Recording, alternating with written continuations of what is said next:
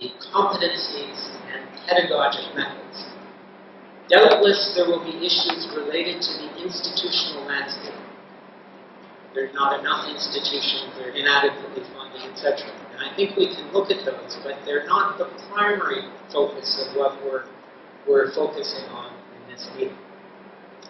If we look at competencies, here's one model, and there are many models, and the readings capture, I think, a more representative set of the competency models. But I like this one because it's easy for me to throw darts at it. I think it's wholly deficient. I'm saying that with Ian Lapp in the back of the room, who's obviously been involved in all this thing.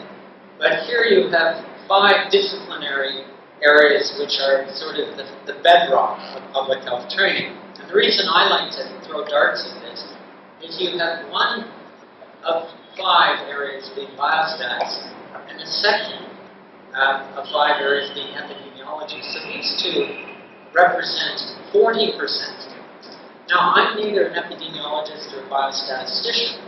I'm an economist, which is another very fundamental quantitative science, which isn't reflected in these. And I've also spent a lot of my life at a development studies center, where demography was fundamentally important to understanding things. And I don't see demography in that.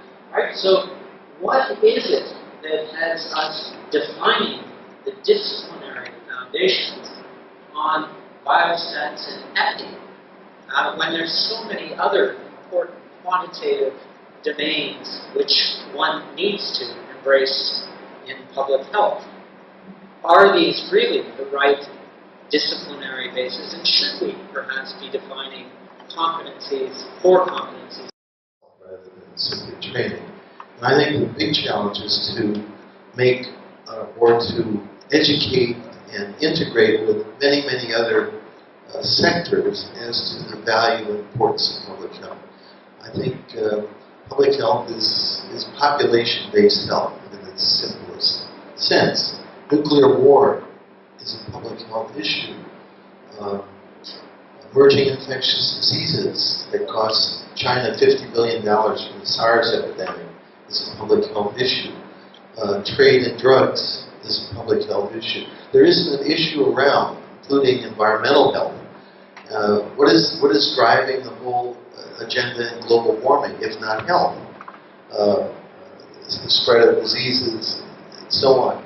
So I think we have not necessarily done a particularly good job of